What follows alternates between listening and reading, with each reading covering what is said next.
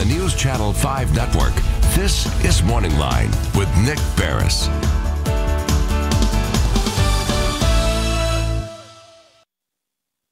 Everyone, thanks for joining us on Morning Line. I'm Nick Barris. Yep, and it is Thursday. We've got a good show on tap for you. We're going to open up the phone lines, let you kind of weigh in if this is something you've dealt with or if it's affected you in one way or the other. If not, you may just want to listen in, because I think the average individual out there is not real familiar with the system of bonding and bonding people out, and what happens if you're arrested and someone sets a bond, and how they set that, and how things happen if you can't afford to make the bond, and the role of bonding companies. Now, I didn't know a lot of this until I really got into the news business, and of course we cover suspects who are arrested in serious crimes, and over the years I've learned, and it is complex and it's very interesting the way the bonding business works. Now, reform is happening nationwide right now. Some states like California have really gone a long way to more or less eliminating the bond system. In Tennessee, and yesterday, if you joined us, Darren Hall was on, and we talked briefly about his thoughts about how there needs to be reform in the bonding system. The question is, what happens if someone is accused of a relatively non-violent crime, you know, a not real serious one, and they are given a bond, though, and have to serve some time, and they're sitting there. Remember, when you're given a bond, it's before you've been convicted of anything. You're awaiting trial. And you're sitting there, maybe not a threat to society, but a bond's been set, and for some reason you can't afford the $1,000 bond or whatever it is.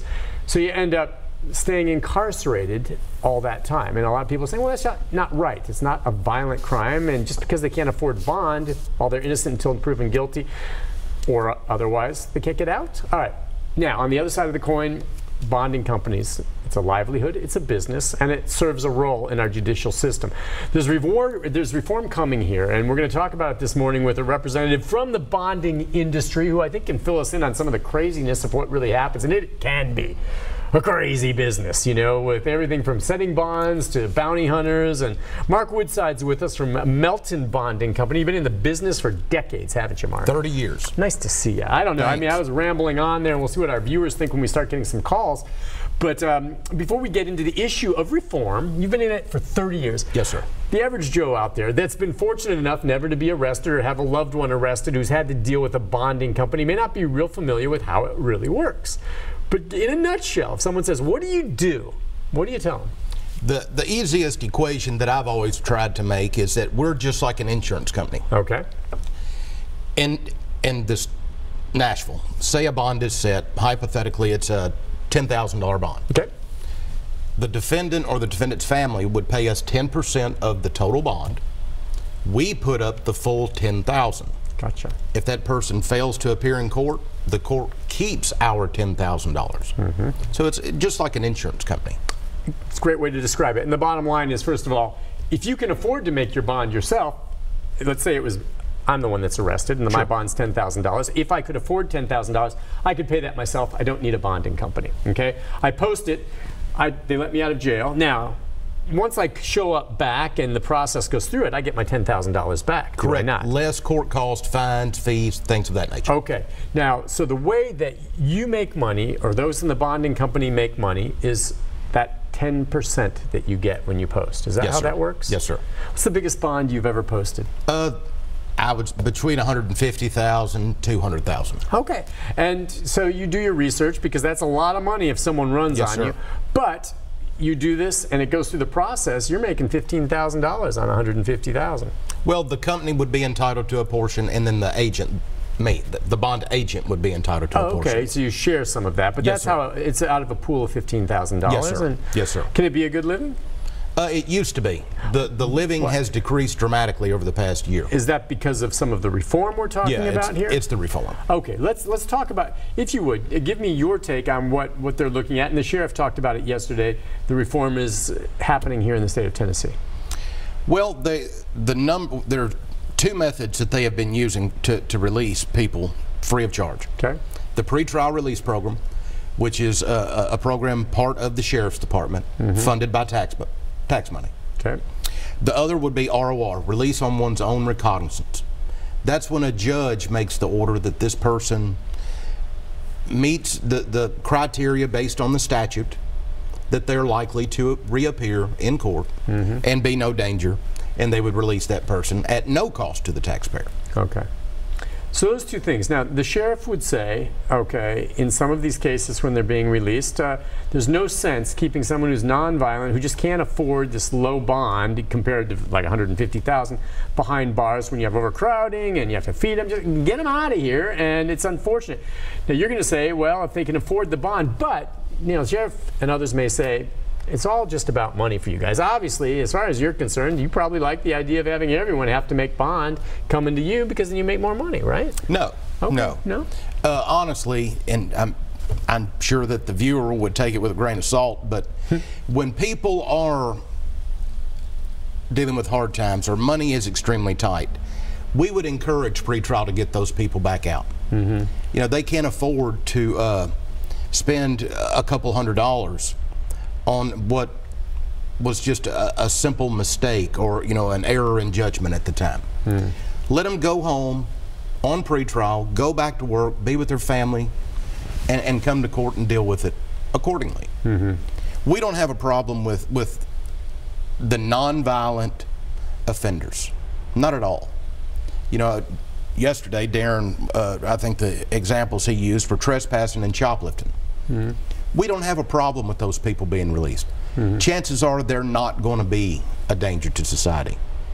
But a person who is charged with the felony charges, felony drug charges, felony assault charges, burglaries, they are a danger to society, and we do have a problem with those people being released free of charge. Okay, now, that's going to start happening, or at least there will not be charged in California. They've gone the extreme to the way where they more or less have put some 3,000 bonding agents out of work with a stroke of a pen, where they've eliminated cash bonds. Now, that does not mean that someone charged with a violent crime is just going to immediately walk out. I guess the decision-making process, as opposed to having bond and whether you can make it or not, is going to be left to the discretion of judges, magistrates, who maybe have a chance to get some decision like, all right, this guy's charged with first-degree murder. He's not going anywhere. Just lock him up. Well, you know, based in other states, Alaska, New Mexico, Texas, part of the problem, no, the discretion would not go to the judges. The average reasonable person would think that a judge would have that authority, that input.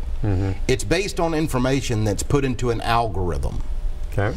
And the algorithm, computer program, I guess, determines, is this person likely to be a threat, and is this person likely to return to court? If it says that he meets those two criteria, then he's automatically released. Right, and if he's not, a judge has to explain why he did not release that person. And we're talking, especially in a state like California, probably literally thousands of people arrested every night.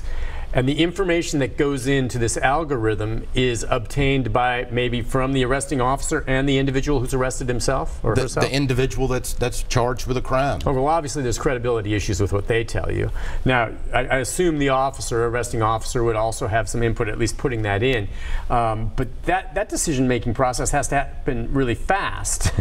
You know, because, you know, they're coming in that night, right? Sure. You have to make a decision right then. And how many judges are up at 3 in the morning if someone comes in then, right? I would say very few, if any. Or a magistrate. I don't... It's a pickle for me on that front. I mean, that seems a little more extreme on that front. It just... Where's the middle ground, in your opinion, with bonding? We, the bonding companies as a whole, we have not been involved in any of these conversations. The opposing side, if you will, they say that they've had repeated meetings with stakeholders. We are stakeholders, but we have been left out of the conversation. We do not have a problem with nonviolent, indigent offenders.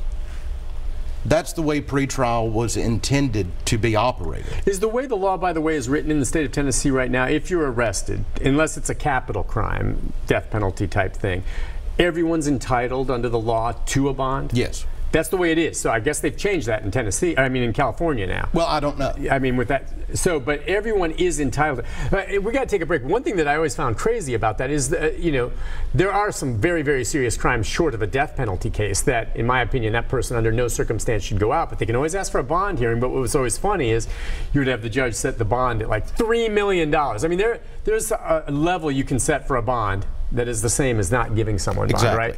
And that's kind of like, well, I mean, it's, you know what I'm saying? It's kind of like the system is such, well, I'm going to set it for $3 million. Why don't we just have a system where we say, you know, you're such a bad dude, we're not letting you out. And that would require a constitutional change. That's exactly right, and that's why this is tricky. Anyway, we're going to take a break because there's a lot more. I want to get more into the details and the background of the bonding agents and what you think this means in Tennessee, Sure. especially to your industry. And we can take some phone calls as well, 737-7587. Have you ever had an issue where you've dealt with bonding agents and how this goes about? And whether or not you think this makes sense to you? Do you think it'll make the streets safer? Or I assume you think it could make it more dangerous if they eliminate bonding and some violent criminals get out.